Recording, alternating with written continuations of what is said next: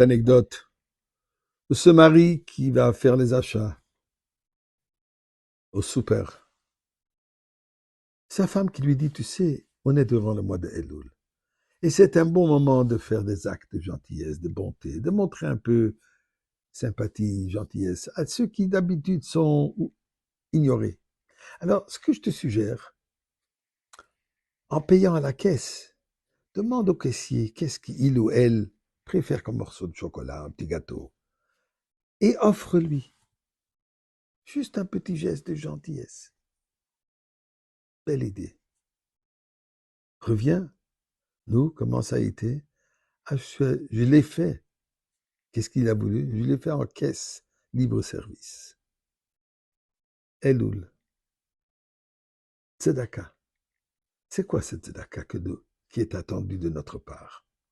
Alors avant de rentrer un peu dans les détails, remercions Akadosh Baruch Hu, puisqu'il est toujours à notre service.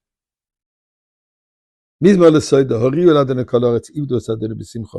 בואי לפניו בנונו, דוקא אדוני אלוהים, הוא אסונו ולא נחלם בצמריסוי. בואי אפשרו בסוידו חצרויסו בסילו, הוידו לבוכו שמוי. כי טוב אדוני לעולם חסדו ויד דויר ודויר אמונוסוי. Et bien sûr, un billet, quelques pièces dans la boîte de tzedaka. Et analysons un peu le mot tzedaka. Tzedaka,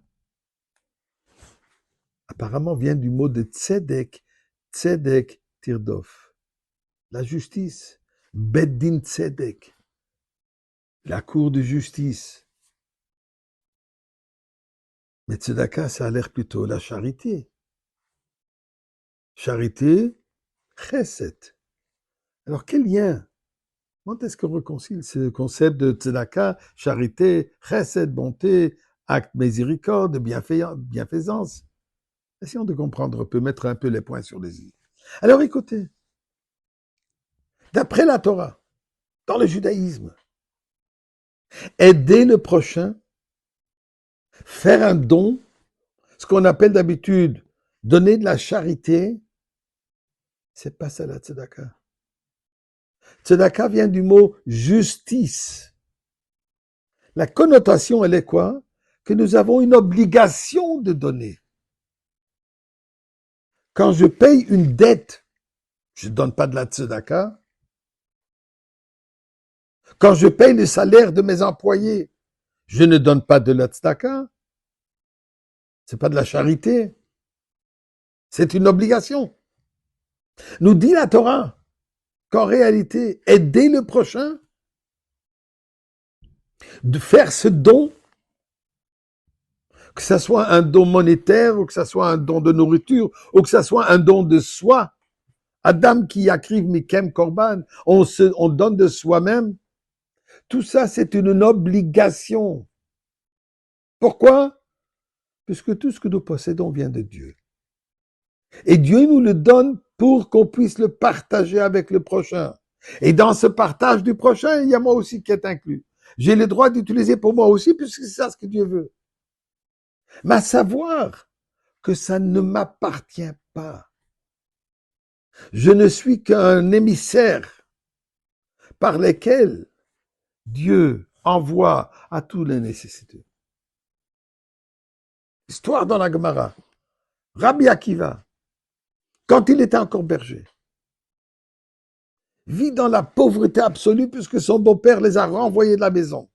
Il n'a pas accepté que sa fille, la princesse de l'homme le plus riche de l'endroit, se marie avec un simple berger.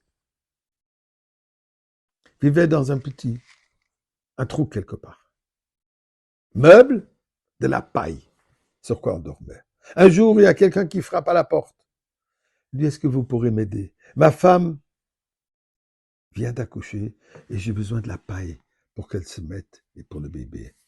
Rabbi Akiva n'hésite pas une seconde, prend la paille et le remet à cet étranger. Et dit à sa femme, Rachel, tu vois, il y a ceux qui sont encore plus démunis.